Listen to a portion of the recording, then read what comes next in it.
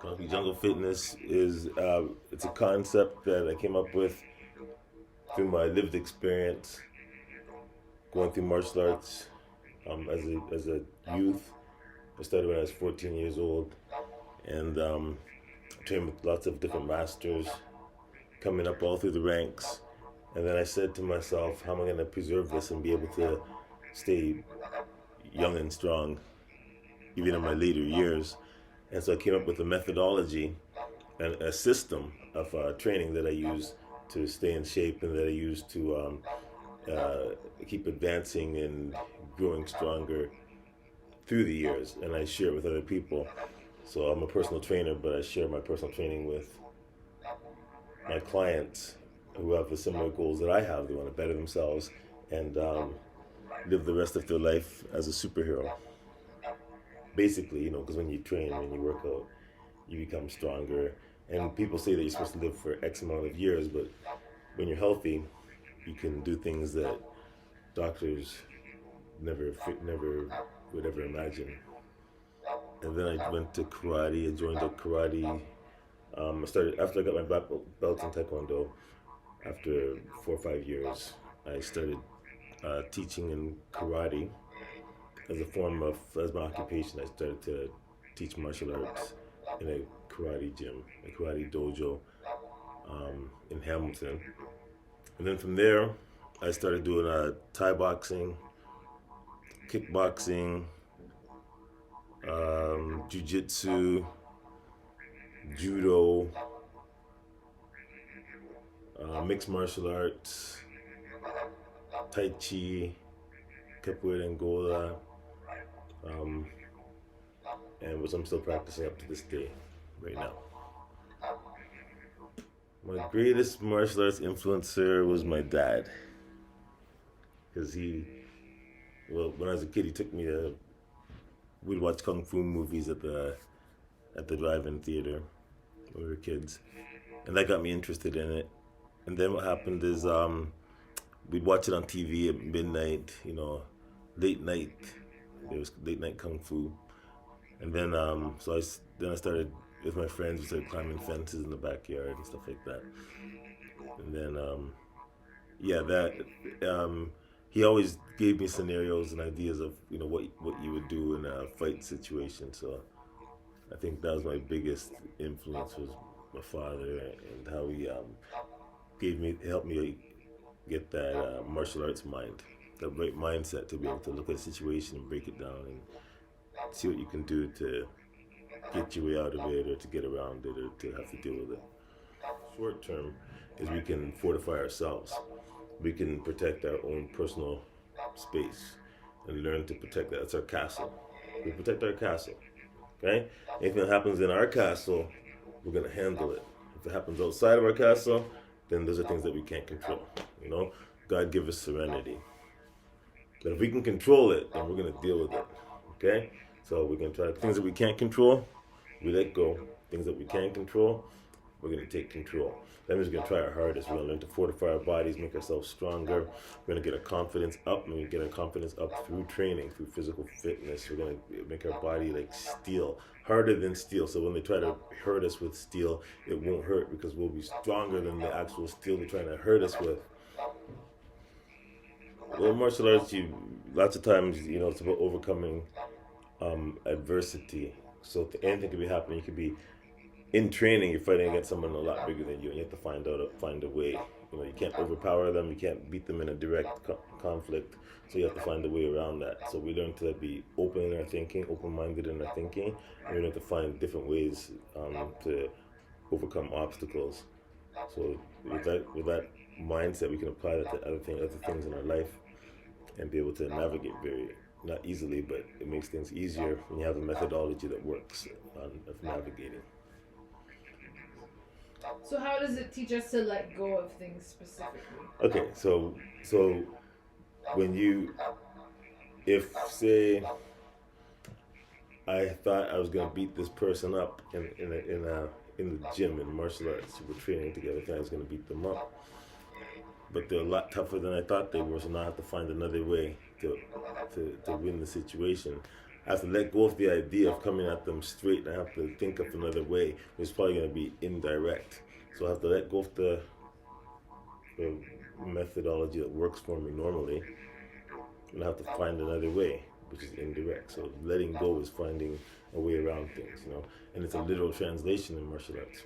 We're literally letting go, like let go of the neck or let go of the arm, or we're really letting go, and then finding another way around. Okay, we don't play martial arts, we play sports, we play football. We don't play. If you go all the way back into martial arts, it's usually one group of people being oppressed by another group of people. So social justice in those days meant you train and train and train. Social justice in those days meant that you take the tools that you use in the field, and when you're done working in the field, you train a little bit extra harder and stack the hay so it represents a person's arm or their leg, and you practice hacking it off. And then when you get the chance to actually do it, then you do it because you're trying to save yourself, you're trying to save your people, you're trying to find freedom. So social justice is, fighting your oppressors and developing techniques and passing it on through generations until you free yourselves and free your people. So we're always practicing that because we're always mindful of that. How can we forget? So it's not an appropriation thing. I take my time and learn the martial arts, and I try to bring it back to the people, my students, my clients, and people that are trying to be part of this movement that we have. We give back, we take, and we give back more than we take if we can. I always was fascinated by the internal arts, the circular arts, but it was too slow and too boring for me. So I always put it on the back burner. I always knew that now wasn't the time then. And I said, okay, when the time's right, I'll know when the time's right. I'll wait till later. So it took a while for later to come. But eventually, one day I was like, wait, why am I still doing the hard martial arts when it's time to start learning the internal martial arts? Time to learn to do everything circular, learn to be loose with my movements, be fluid like water. I'm going to learn to access that side of my brain now. So I purposefully allowed myself to go more that way, so I could learn to see what there is to learn from that. I spent my whole life doing the hard style, and that's where I got my championships from, and that's what I competed in. But then when I got into jiu-jitsu, I realized that jiu-jitsu is more circular, and circular seems to be more lasting, lasting on your joints and lasting on your body. Not necessarily jiu-jitsu, but circular martial arts are more lasting on your joints and your body. And the movement itself is very interesting because there's no beginning and no ending. So I decided to follow these martial arts, and now I'm starting to see the other side of it. I'm starting to realize that, at the end of the day, there is a little of the soft style and the hard style, and then there is a little bit of the hard style and the soft. So there's a little bit of each one and the other. They seem opposites, but there's aspects of each in the other one. So it's like the yin and the yang. Yes. And how would you say the soft style particularly kind of influences your life nowadays, like who you are as a person? Well, like I said before, when I was training the hard style, that was more my thinking as well. So I wanted to do things a certain way. I was trying to, try to force things, make things happen. But now I'm more relaxed, and I try to flow with the go. If you know what I'm saying.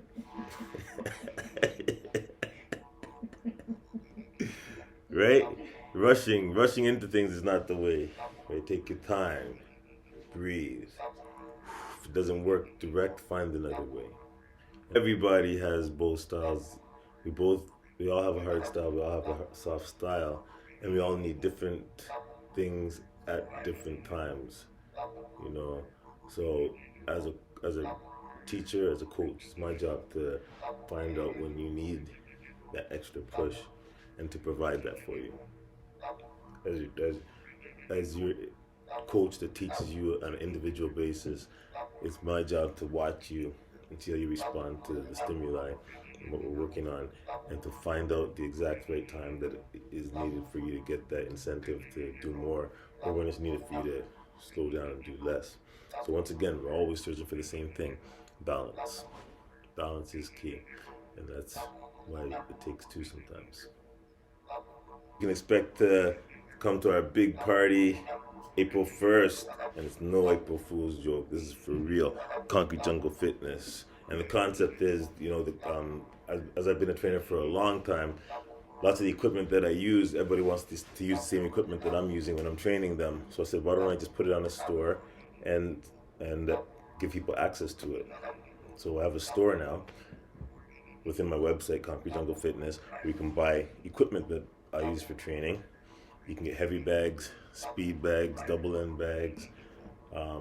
We have gear that you can use, t-shirts, cool pants.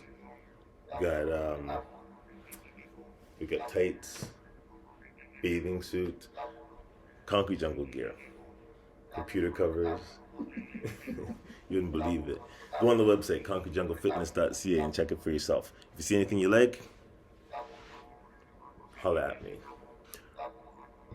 Black owned, local business, personal training, focus centered on fitness lifestyle. We all have to have a team of people in our lives that help us. No one does it by themselves. We all need community. And you have to create your community, pick your community, and stand by your community. So make sure you have your doctor, you have your dentist, you have your lawyer, you have your accountant, and you have your personal trainer. Concrete Jungle Fitness, right? Put me on, and I'm going to do my best to help you achieve your fitness goals. If you have any questions, you come and talk to me. If you need training, you come and talk to me. If you need equipment, come and talk to me. Need clothes, I got you. So that's why I'm here, Concrete Jungle Fitness. And we're doing fitness series. We're going to be doing weight training as well as full body workouts without weights. Animal flow, boxing, kickboxing, meditation. We got you. Okay, this is for your fitness journey. It's very important to remember the journey of 1,000 miles begins with a single step. So when you start making the moves towards your goal, that's the beginning of your journey. So make sure you see your journey. But see that vision, right? Use your inside vision. See with your third eye, okay? That's your goal, and you go at it, and you start stepping, and just do one step at a time, and eventually one day you're gonna look up and you've made that 1,000-mile journey. But it starts with one single step. So start from now. Love and blessings. Thank you. All right, beautiful. Thank you.